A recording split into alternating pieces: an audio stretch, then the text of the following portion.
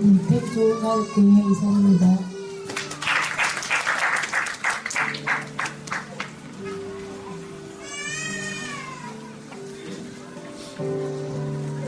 통교육을 통해 받은 은혜를 나누겠습니다.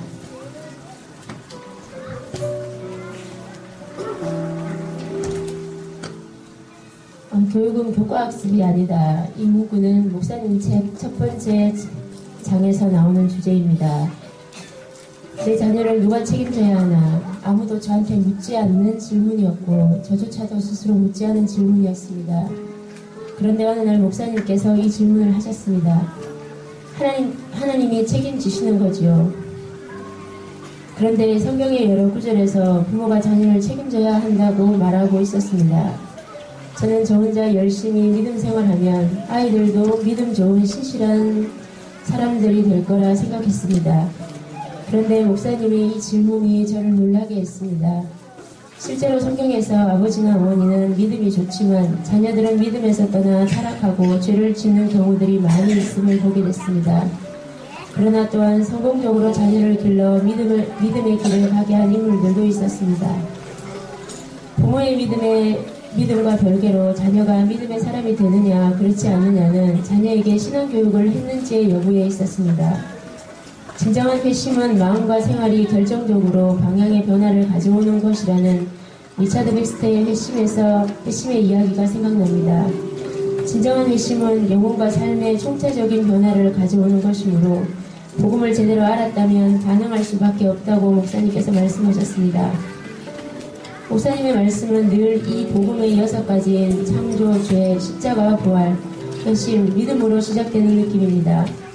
값싼 복음이 아닌 온전한 복음을 들으면 그 삶에서 돌이켜 회개하고 그에 합당한 믿음의 행위들이 드러나야 한다고 말씀하셨습니다. 이 믿음의 행위가 기도를 많이 하거나 성경을 많이 읽거나 혹은 암송을 많이 하고 교회 봉사를 열심히 하는 것으로 드러나는 것이면 저는 10번도 더 구원을 받았겠지만 믿음을 뜻하는 헬라어 피스티스는 관계에 속하는 단어이며 움직이는 동사이고 이 믿음은 하나님과의 관계에서 의존과 신뢰, 굳건한 관계 안에서의 신뢰와 의존이며 하나님을 떠난 죄인된 삶이 예수님의 십자가와 부활로 나와 삶의 방향을 돌이켜 하나님 아래 내 의지를 죽이고 그분의 뜻대로 사는 것이 믿음이라고 말씀하셨습니다.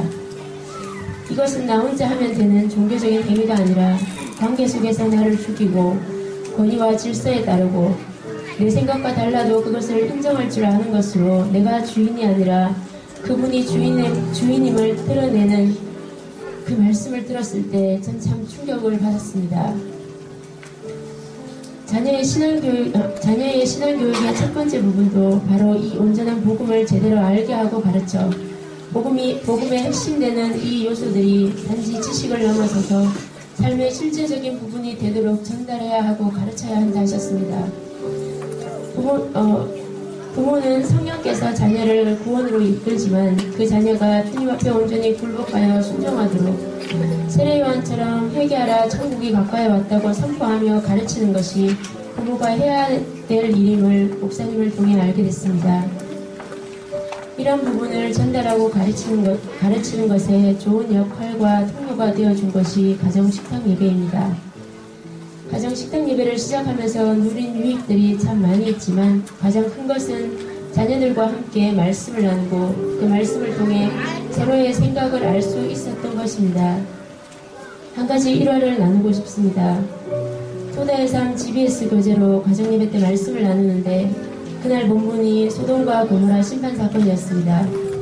그날의 논점은 하나님이 원하시면 의인도 멸하시느냐였습니다. 예배를 인도하던 남편은 하나님이 상황에 따라 필요에 따라 혹은 하나님의 뜻을 이루시기 위해 의인을 심판하시기도 하신다라고 했고 저는 절대 그럴 수 없다고 했습니다. 하나님이 죄 없이 의인을 멸하시지 않으시며 그 사람이 심판을 받는다면 죄가 있어서이고 그는 의인일 수 없다고 말하면서 우리 부부의 논쟁은 시작됐습니다. 웬일인지 우리의 논쟁은 접점이 찾아지지 않았고 의견이 좁혀지지 않았습니다. 그때 한참을 듣고 있던 큰애가 한마디 했습니다. 아버지, 성경에 하나님이 의인은 모든 불의에서 건지신다고 나와 있어요.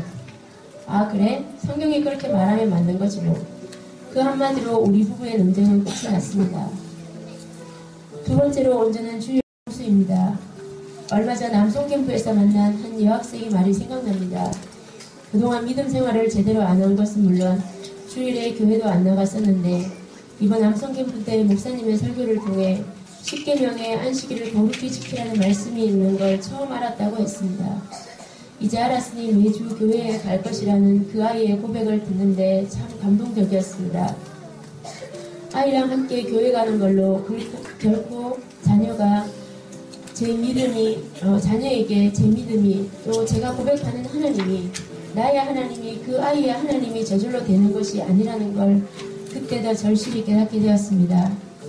신명기 6장 말씀처럼 내 자녀에게 부지런히 가르치는 것이 얼마나 중요한지 집에 앉았을 때든지 길을 갈 때든지 누워있을 때든지 일어날 때든지 어느 곳 어느 때든지 하나님의 말씀과 믿음을 가르쳐야 함을 알게 됐습니다. 요즘 말씀을 통해 누리는 큰 재미는 원어로 성경을 연구하는 것입니다. 한글 성경을 통해 알 수 없었던 부분들을 목사님을 통해 배운 원어 성경 연구나 또 토다의 삶에 설명해 주신 글을 묵상하면서 이전에 깨닫지 못한 말씀의 더 깊은 의미들을 알게 돼서 풍성함을 누리고 있습니다. 원어와 히브리적인 사고를 바탕으로 하나님께서 처음 말씀을 주셨을 당시의 뜻을 찾아가는 것은 참 즐거운 일입니다. 목사님께서 성경 암송을 먼저 하고 그 토대 위에 히브리적 사고로 성경을 원어로 이해하게 되면 놀라운 은혜가 있을 거라 말씀하셨습니다. 부족한 저도 이렇게 말씀의 뜻을 찾아가는 것이 즐거운데 지금처럼 암송으로 자라고 있는 아이들이 성경을 원어로 연구할 때 이 아이들은 저와는 다른 상상치 못할 은혜와 능력을 경험할 것을 기대합니다. 얼마 전 큰아이가 한 선교사님이 쓰신 성경 배경과 관련된 책을 읽고는 저한테 이런 얘기를 했습니다. 그분이 책에서 유대인들이 천재가 많은 이유를 암송과 디베이트라고 하는데 그 저자이신 선교사님의 생각은 디베이트인 것 같다고 적혀있다고 했습니다.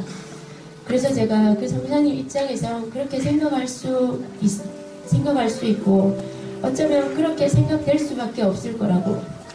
왜냐하면 그렇게 말씀하시는 그분조차 유대인들이 하듯 그렇게 성경을 암송하신 분이 아니기 때문에 그럴 수 있지만 지금 목사님을 통해서 토부교육으로 자라고 있는 지금 우리 자녀 세대인 너는 암송 1세대이니 내가 성인이 된 후에 다시 생각해보고 어머니에게 말해주면 좋겠다. 지금 하고 있는 암송과 앞으로 디베이트 훈련도 받으면서 자라면 한국에서 이런 암송 첫 세대가 될 텐데 그땐 지금 사람들이 보고 느끼는 것과는 전혀 다른 모습일 수도 있다고 했더니 그렇게 하겠다고 했습니다. 아들과 이런 대화를 나누면서 마음이 참 기뻤습니다.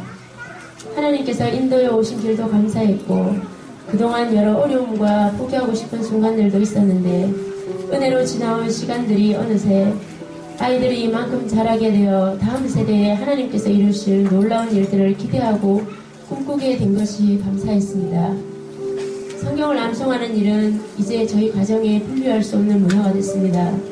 암송을 시작한 지 여러 해가 지났고 분량도 많아졌지만 이렇게 지금도 여전히 아침에 일어나면 제일 먼저 하는 일과가 암송입니다.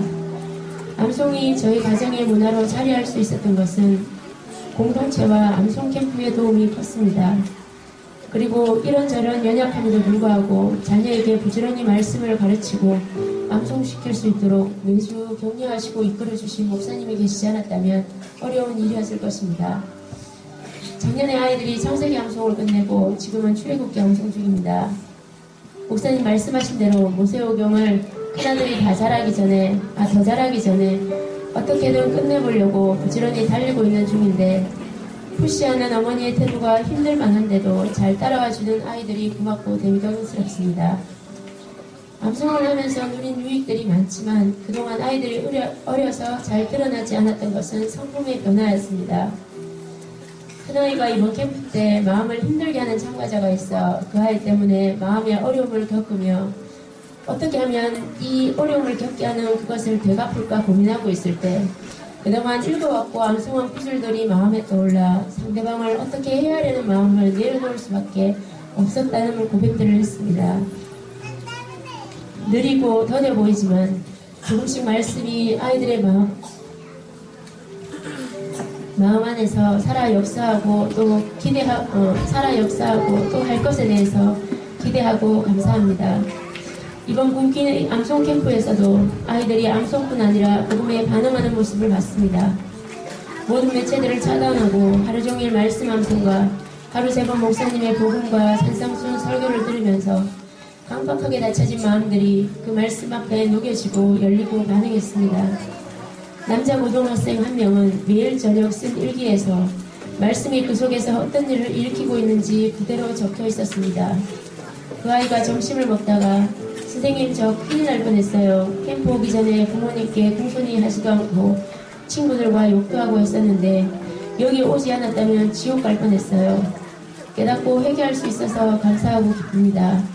그 말을 듣는데 갑자기 눈물이 나려고 했습니다. 나도 이렇게 감동되는데 한 영혼이 회개하고 돌아오는 것이 얼마나 하나님을 기쁘게 할까 싶어 지금 이 사역을 목사님이 왜 그렇게 애를 쓰시고 감당하시고 비전을 가지시는지 이해할 수 있을 것 같았습니다. 요즘 토다의 삶의 본문인 창세기 24장을 묵상하면서 참 인상적으로 다가오는 부분이 있습니다. 그것은 아브라함의 종이 이삭의 아내를 구하기 위해 아브라함의 고향 땅에 와서 하나님께 순적히 만나게 해주시길 기도하는 장면입니다. 하나님이 이삭의 아내로 미리 예비해 두신 그 사람을 알아볼 수 있게 구하는 장면에서 그 종이 구한 것은 표식도 또 특이한 상황도 아니라 사람으로서 마땅히 가질 인성과 성품이라는 것이었습니다. 믿음은 인성을 넘어서거나 혹은 상관이 없거나 예수님을 믿기만 하면 성령님이 속사람을 완전히 바꿔서 새 사람이 되게 하실 거라는 이런 왜곡된 신앙관이 제 안에 자리 잡고 있음을 보았습니다. 그래서 결혼을 위해 기도할 때도 믿음 좋고 예수님 잘 믿고 이런 부분들만 집중해서 기도했지 인성과 성품이 얼마나 중요한지 잘 깨닫지 못했습니다. 그런데 이것은 성경에서 이야기하지 않거나 혹은 숨겨놓은 비밀이 아니었습니다. 단지 그동안 알지 못했고 깨닫지 못했고 제대로 가르침을 받지 못했기 때문임을 알았습니다. 목사님은 처음부터 베드로 사도의 말씀처럼 믿음 위에 덕 위에 지식을 쌓아야 한다고 늘 강조하셨습니다. 교인이 되기 전에 먼저 사람이 되어야 한다시며 사람으로서의 기본적인 인성이 되지 않는 사람은 믿음을 갖고서도 온전히 성장하는 것이 어렵다는 걸 말씀하셨습니다. 처음엔 개인적인 회심과 거듭남의 고백이 없는 어린 자녀들에게 말씀을 암송시키고 믿음을 가르치는 것이 무슨 의미가 있을까 혼란스러운 때가 잠깐 있었습니다. 아이가 회심하고 예수님을 개인적인 구주로 영접한 이후에 말씀을 가르쳐야 하는 게 아닌가 싶었습니다. 그때 목사님께서 주신 답이 얼마나 명쾌했는지 지금도 선명히 기억이 납니다. 태어날 때부터 주인인 아이를 구약의 말씀의 법을 따라 옳고 그름을 가르쳐 인성을 다듬는 것은 마음밭을 가꾸는 것이다. 침례 요한이 예수님 오시기 전에 회개의 메시지를 선포하며 물로 침례를 주고 예수님 오시는 길을 예비하듯 우리 자녀들이 어릴 적부터 하나님의 말씀의 법을 따라 가르침받고 다듬어져서 예수님을 개인적인 구주로 영접하는 길을 밟는 것이라 하셨습니다. 목사님은 늘 마음밭이 얼마나 중요한지 강조하셨고 이것은 개인적으로 사람들을 만나거나 교회 사역을 하면서 목사님의 그 말씀이 무엇을 말씀하시는지 점점 더 명확하게 알게 됐습니다. 부모를 공경하는 효의 모습, 권위와 질서의 중요함을 알고 하나님을 경외하고 두려워함으로 하나님이 세우신 질서와 권위 아래 순종할 수 있는 성품, 남들과 나를 비교해서 우월감과 혹은 열등감을 갖는 것이 아니라 나의 연약함을 인정하고 겸손할 줄 알고 다른 사람의 업적과 실력을 인정하고 칭찬할 줄 알므로 각 지체로 부름받은 교회에서 한 몸을 이뤄갈 수 있는 모습을 통해 예수님 말씀하신 마지막 사명을 주님 오실 때까지 감당하는 사람으로 자라게 하는 이 모든 과정에 마음밭이 중요함을 알았습니다. 아이들이 말씀을 암송한 절수가 많아지고 성경을 통독한 횟수가 많아져 가는 것이 때때로 제 마음의 교만으로 자리 잡고 때론 자랑 삼고 싶은 순간들이 늘 있습니다. 그런데 그럴 때마다 목사님께서 말씀하십니다. 일의 결과도 중요하지만 그 행위의 동기가 무엇인지 늘 잘 살펴라. 자기의 일을 드러내기 위한 것인지 하나님의 영광을 위한 것인지 동기를 살피란 그 말씀을 들을 때마다 여전히 제가 주인임을 깨닫습니다. 하나님의 영광을 드러내기 원하지만 저 역시도 아이들을 통해 영광받기 원하는 마음이 있었음을 보고 회개하게 됩니다. 목사님의 가르침은 늘 복음에서 출발합니다. 하나님의 뜻이면 어떤 희생도 어려움도 감당하시고 하나님의 뜻이 아니면 아무리 큰 이익을 얻고 유익이 있다 해도 멈출 줄 아는 분임을 알게 됐습니다. 지금까지 우리 가정을 은혜 가운데 이끌어오신 하나님께 영광과 감사를 돌려드립니다. 그리고 그 하나님이 우리 가정과 제 영혼 또 자녀들의 영혼을 위해 세우신 지도자를 세워주셔서 감사합니다. 목사님께서 하시는 사역과 책과 철학과 부모대학 안풍캠프 세미나 등으로 유익과 은혜들을 많이 누리고 있고 누려왔습니다. 그런데 그 중에서 가장 크게 은혜가 되고 두 분을 통해서 저를 만지시고 다가오시는 하나님을 경험할 수 있었던 것은 두 분과의 개인적인 관계를 통해서였습니다. 어려움이나 문제에 부딪혔을 때 그것을 두 분께 의뢰하고 코칭받는 것을 통해서 훈계와 때론 책망을 듣는 것을 통해서 하나님을 만나게 됐습니다. 지금처럼 성인이 되어 문제를 드러내고 다름을 받는 것은 결코 쉬운 일은 아니었습니다. 그렇지만 여전히 남아있는 과거의 죄와 상처의 잔재들을 해결받거나 조언을 듣지 않으면 이런 모습이 그대로 자녀들에게 모델링 되어진다는 것을 반복해서 두 분께 듣고 또 들으면서 이렇게 살 수 없다는 걸 알게 됐습니다. 만약 죄나 연약함이 드러날 때 그 순간에 느껴지는 수치심 혹은 부끄러움, 부정적인 감정들에 숨어버렸다면 지금의 은혜는 없었을 것입니다. 두 분이 해주시는 격려와 문제를 해결할 수 있도록 이끌어주시는 코칭과 연약함을 품어주시는 사랑과 어려움 가운데 함께 아파해주시고 도와주시는 모습을 통해 하나님의 사랑이 이렇게 흘러오는 거구나 매 순간 깨달아갑니다. 또 저 역시도 자녀뿐만 아니라 다른 사람을 어떻게 사랑하고 섬겨야 할지 두 분을 통해 늘 배우게 해주신 하나님께 감사드립니다.